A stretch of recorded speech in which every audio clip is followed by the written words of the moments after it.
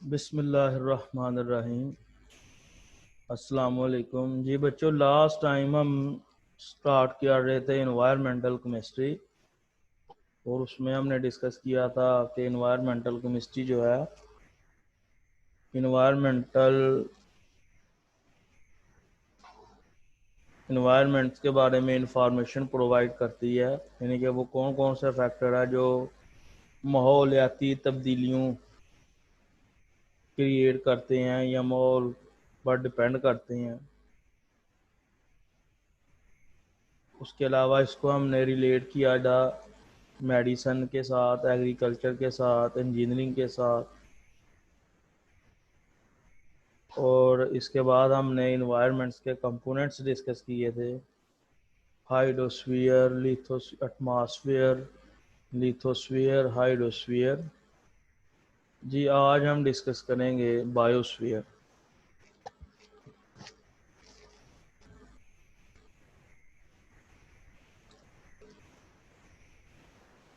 Biosphere जो है वो रीजन है अर्थ का जो कि लाइफ को क्या कर रहा है, सपोर्ट कर रहा है। उसको हम बायोस्फीयर रीजन्स का नाम देते हैं।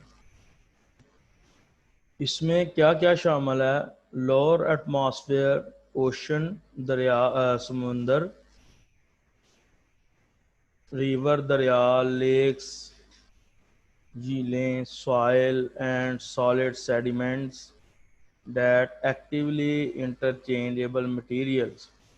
इसमें समुंदर, दरिया, झीलें, ज़मीन और जो सेडिमेंट्स रॉक है उसमें जो मटेरियल के अंदर तब्दीली रूनुमा होगी, तबादला होगा, इंटरचेंज होगा, उसको हम बायोस्फीयर का नाम देंगे। और ये लाइफ सपोर्टिंग रीजन्स है, जिंदगी को ये सपोर्ट करता है। With all type of living organism, इसमें तमाम जिंदा जानदार जो हैं वो एग्जिस्ट करेंगे। उसमें that is human being, animals and plant. इसमें इंसानी ज़िंदगी, जानवर और पौधे वगैरह जो हैं वो शामिल होंगे। Ecosystem is the smaller unit of biosphere. के इकोसिस्टम जो है वो बायोस्फीयर का जो है वो छोटा यूनिट है। और वो भी अभी देखें ना, छोटे यूनिट मिलकर ही एक जो है वो बड़ा यूनिट बनाते हैं। तो बायोस्फीयर वो रीजन है अर्थ का, ज़मीन का, जो कि लाइफ को, ज़िंदगी को क्या करता है, सपोर्ट करता है। इसमें नीचे वाला एटमॉस्फेयर, जिसमें समुंदर, दरिया, झीलें, सॉइल, ज़मीन और सॉलिड सेडिमेंट्स, रॉक जो है, उसके अंदर जो मटेरियल है उसका तबादला होता है। और तमाम जो लिविंग ऑर्गेनिजम्स हैं इसमें एग्जिस्ट करते हैं, जिसमें इंसानी ज़िंदगी, जानवर और पौधे वगैरह जो हैं वो शामिल होंगे। और जो बायोस्फीयर का जो स्मॉलर यूनिट है वो इकोसिस्टम है। इकोसिस्टम के मिलने से ही क्या बनता है, बायोस्फीयर बनता है। Environmental pollutants.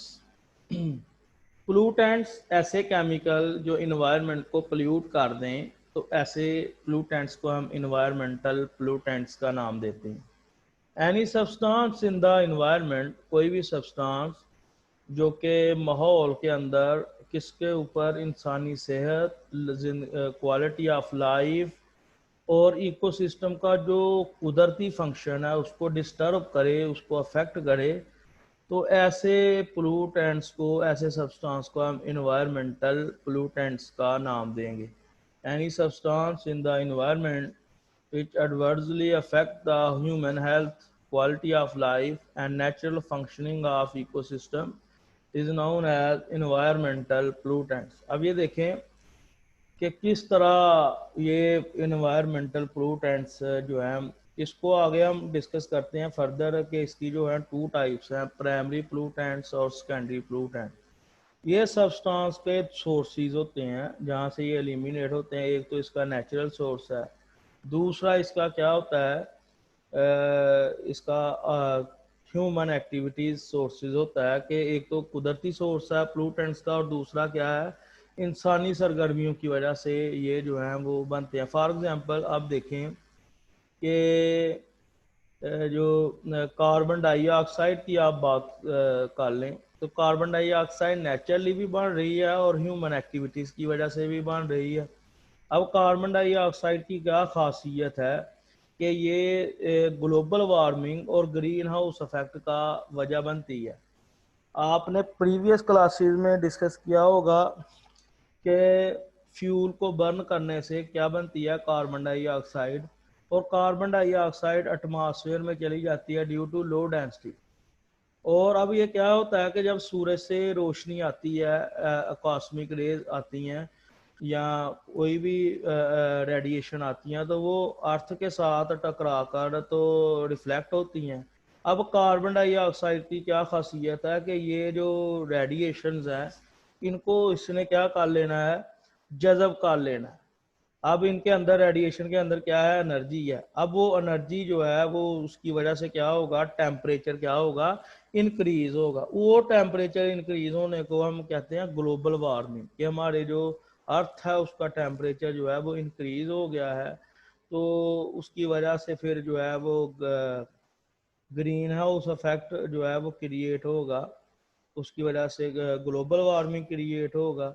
ठीक है, तो ये इसके इन्वायरमेंटल इशू है कि कोई भी सब्सटेंस जो इन्वायरमेंट में इंसानी सेहत, ज़िंदगी की क्वालिटी और जो इकोसिस्टम का कुदरती फंक्शन है उस पर अफेक्ट हों, उसको डिस्टर्ब करें, तो इसको हम इन्वायरमेंटल पोल्यूटेंट्स का नाम देते हैं।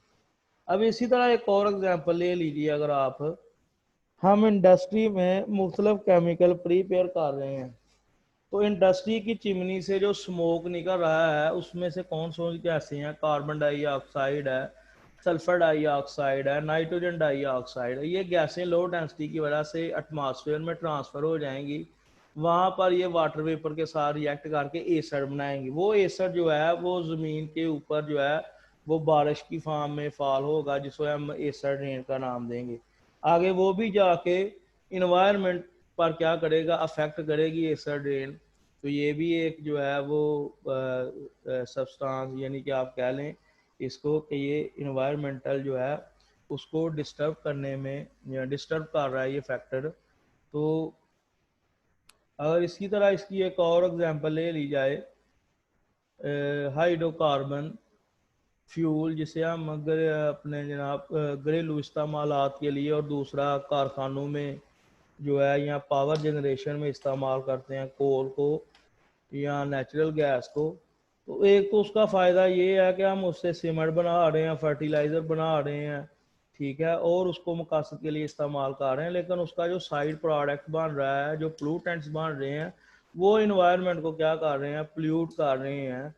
एयर जो है वो डे बाय डे क्या हो रही है, पोल्यूट हो रही है, उसमें जो पोल्यूटेंट्स की कंसनट्रेशन है वो इंक्रीज हो रही है, और वो जो कंसनट्रेशन है वो हार्मफुल है इंसानी ज़िंदगी के लिए, पौधों के लिए, हर जो इन्वायरमेंट्स का हिस्सा है उसके लिए वो नुकसानदेह। तो ऐसे सब्सटेंस जो इन्वायरमेंट को पोल्यूट कर दें, इंसानी सेहत पर जो है वो अफेक्ट हों, या इकोसिस्टम के जो नेचुरल फंक्शन है उसको डिस्टर्ब कर दें, तो ऐसे सब्सटेंस को हम इन्वायरमेंटल पोल्यूटेंट्स का नाम देंगे। Rapid growth in population, urbanization, industrialization, and transportation, environmental pollution is spreading in almost every city of the world.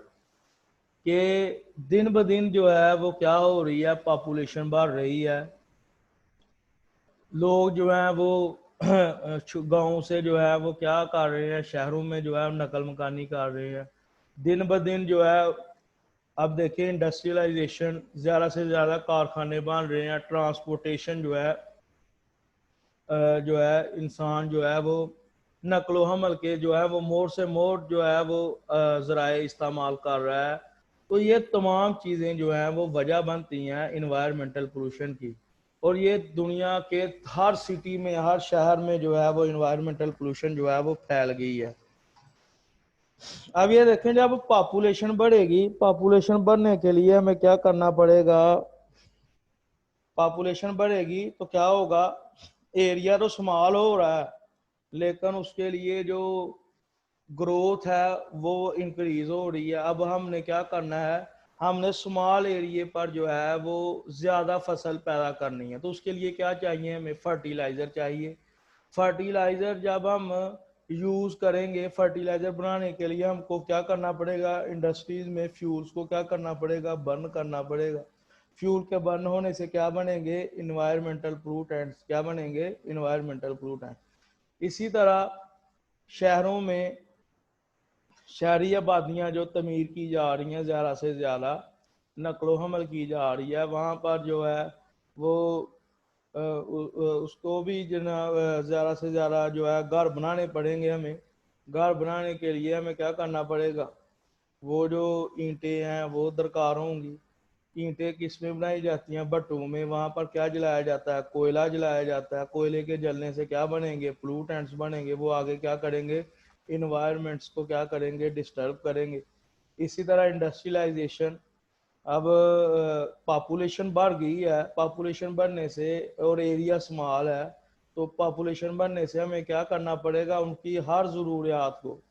अब ये देखें कि पहले पॉपुलेशन कम होती थी तो जो है वो कोई सिंथेटिक रबर वगैरह तैयार नहीं करना पड़ती थी हमें। जो नेचुरल रबर है जो पौधों से एलिमिनेट होती थी, उसको उस वही डिमांड को पूरा कर देती थी। अब क्या करना पड़ रहा है कि डे बाय डे पॉपुलेशन बढ़ रही है, ज़रूरियात बढ़ रही हैं, तो हमें क्या करना पड़ रहा है, मसनूई रबर जो है वो तैयार करना पड़ रही है। पहले पहले अदवार में क्या होता था कि कोई फर्टिलाइज़र प्रोवाइड नहीं की जाती थी फसलों को, क्योंकि खाने वाले कम थे।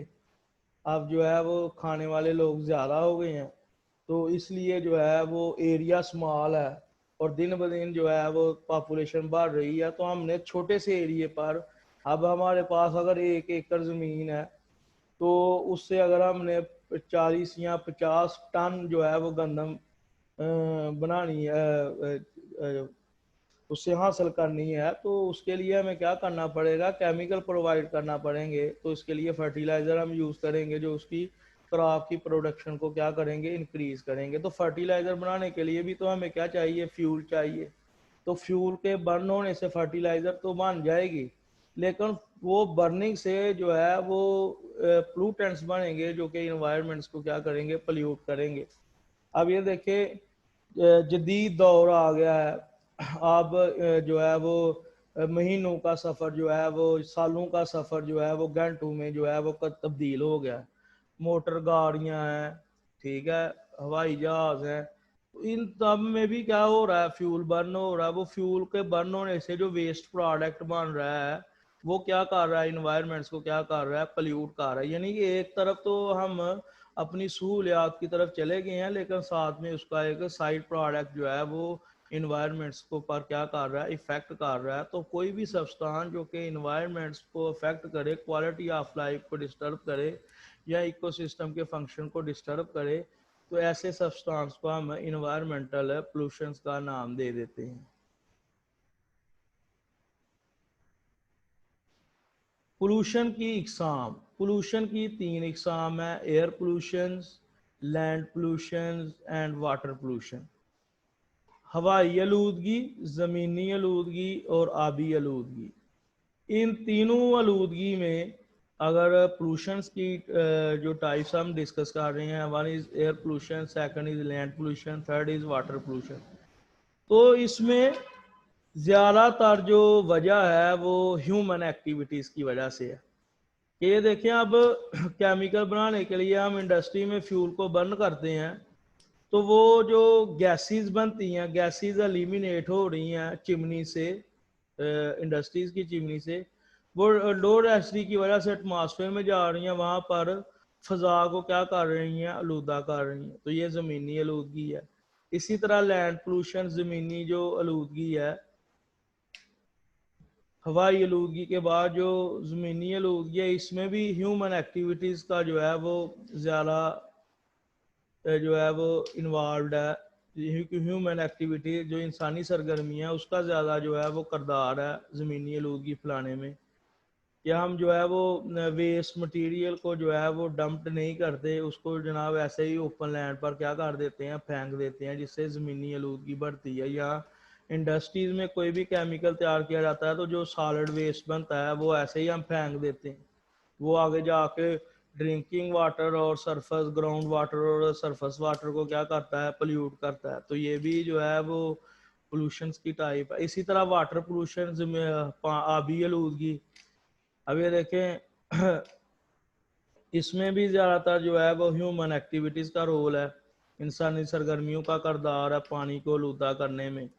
कि इंडस्ट्री में अगर कोई केमिकल बनाया है उसमें जो वेस्ट या साइड प्रोडक्ट बनाया है वो ऐसे ही जो है ओपन सरफेस पर जो है वो फेंक दिया जाता है, वो आगे जो है वो ग्राउंड वाटर के साथ मिक्स होकर क्या करता है, वाटर को पोल्यूट कर देता है। इसी तरह अगर आप देखें कि अगर उसको दरियाओं नदी नालों में फेंक दिया जाए तो वो जो है वो क्या करेगा, सरफेस वाटर को क्या कर देगा, पोल्यूट कर देगा। तो ये हम फर्दर इसको डिटेल में डिस्कस करेंगे आने वाले आर्टिकल्स में। तो इधर हम यही अब डिस्कस कर रहे हैं कि पोल्यूशन की जो टाइप्स हैं वो तीन है, एयर पोल्यूशन, लैंड पोल्यूशन और वाटर पोल्यूशन। और ये तीनों पोल्यूशन की वजह जो है वो ज़्यादातर ह्यूमन एक्टिविटीज़ है, इंसानी सरगर्मियाँ। सबसे पहले है air pollution. The atmosphere is polluted when harmful substances which damage the environment, human health and quality of life are mixed in it. ये एटमॉस्फेयर जो गंदा हो रहा है जब हार्मफुल सब्सटेंस जो है वो इन्वायरमेंट को डैमेज कर रहे हैं, जिसमें इंसानी सेहत, ज़िंदगी की क्वालिटी सब जो है वो मिक्स होगा इसमें। Sources of air pollution, air pollution के सोर्सेज, एयर पोल्यूशन के दो ही मेन सोर्सेज हैं, primary air pollutants and secondary air pollutants. Primary air pollutants क्या होते हैं, जो कि ह्यूमन एक्टिविटीज़ की वजह से बने या नेचुरली बने, और प्राइमरी पोल्यूटेंट्स के रिएक्ट करने से क्या बन जाए, सेकेंडरी पोल्यूटेंट्स। प्राइमरी पोल्यूटेंट जब रिएक्ट करेंगे एटमॉस्फेयर में तो उससे क्या बनेगा, सेकेंडरी पोल्यूटेंट। प्राइमरी पोल्यूटेंट्स की अगर हम आपको एग्जांपल दें तो carbon monoxide, carbon dioxide, sulphur dioxide, nitrogen dioxide, ये प्राइमरी पोल्यूटेंट्स हैं। या वाटर वेपर्स, ये सब किस में आते हैं, प्राइमरी पोल्यूटेंट्स में। Primary air pollutants, the waste product given out from chimney of the industrial unit and exhaust of automobile may contain gases, sulfur dioxide, sulfur trioxide, nitrogen dioxide, carbon monoxide, hydrocarbon, ammonia compound of fluorine and radioactive material। के primary air pollutants क्या है कि ऐसे waste product जो कि industrial unit की chimney से बाहर निकलते हों और यहाँ ऑटोमोबाइल के जो है वो सलेंसर वगैरह से जो एलिमिनेट हों, तो ऐसे पोल्यूटेंट्स को हम प्राइमरी एयर पोल्यूटेंट्स का नाम देते हैं।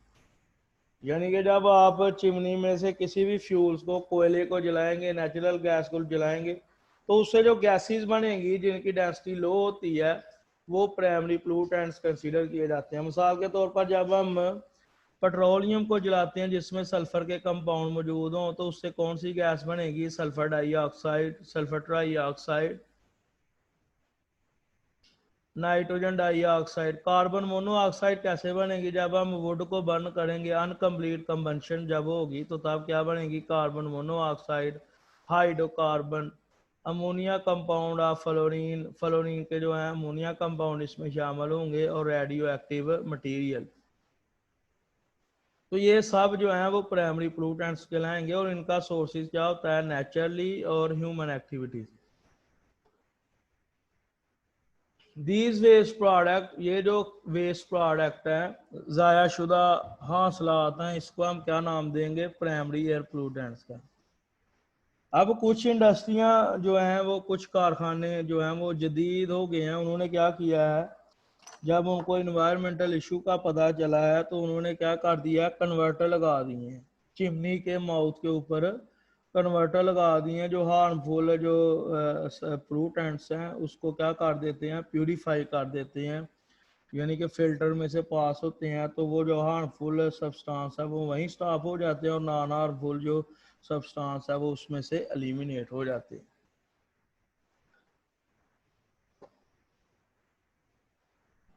secondary air pollutants. The primary air pollutants in the atmosphere through various reactions produce secondary air pollutant. ये प्राइमरी एयर पोलूटेंट जो एटमॉस्फेयर में मुख्तलिफ रिएक्शन करके क्या बनाते हैं, सेकेंडरी एयर पोलूटेंट। इसकी एग्जांपल है सल्फ्यूरिक एसिड, नाइट्रिक एसिड, कार्बनिक एसिड, हाइड्रोफ्लोरिक एसिड, पर oxy acetyl nitrate, ozone, aldehyde, ketone and पर ऑक्सी बेंजोल। अब आपको पता होना चाहिए कि पहले क्या बना है, ह्यूमन एक्टिविटीज की वजह से प्राइमरी प्लूटेंट्स, वो प्राइमरी प्लूटेंट एटमॉस्फेयर में चला गया है, वहां पर उसने रिएक्शन किया है और क्या बना दिया है, secondary pollutants.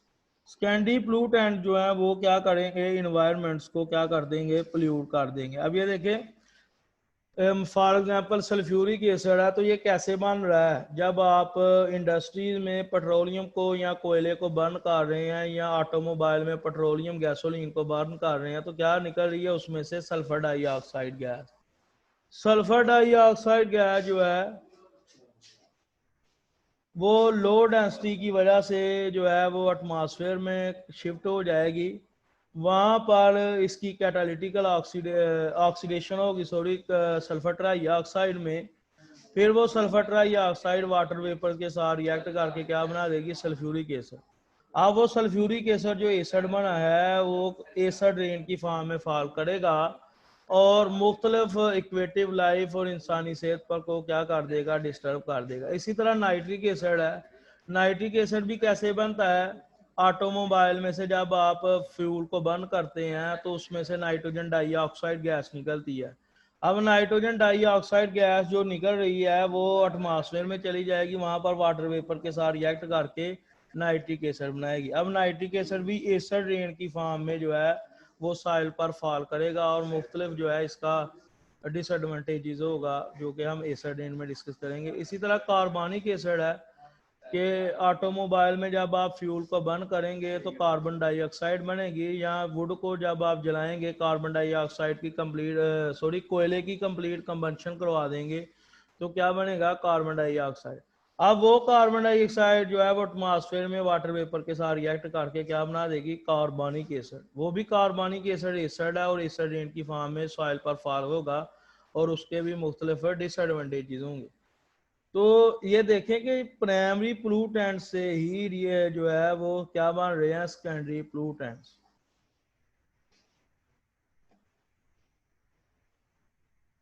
All these compound are toxic and their concentration must be control.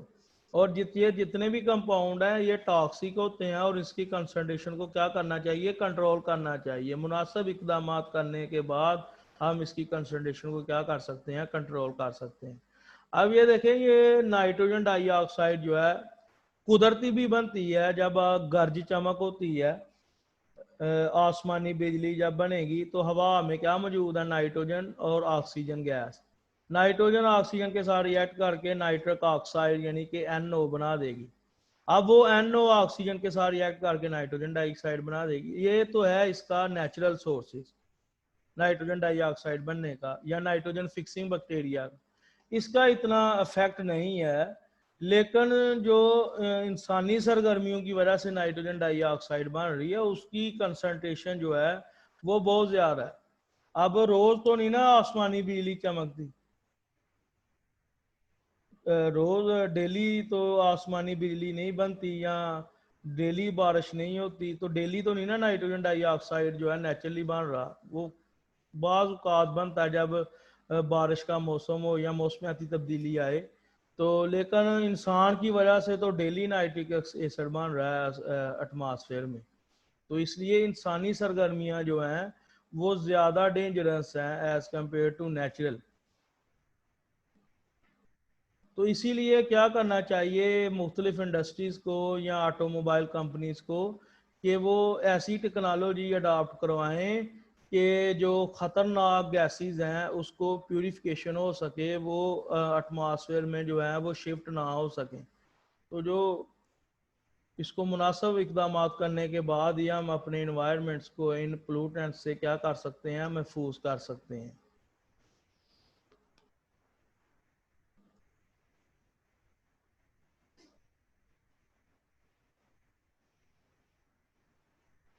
जी आज हमने डिस्कस किया बायोस्फीयर और एयर पोल्यूशन। एयर पोल्यूशन में हमने जो है वो प्राइमरी पोल्यूटेंट्स और सेकेंडरी पोल्यूटेंट्स के बारे में डिस्कशन की। अब आप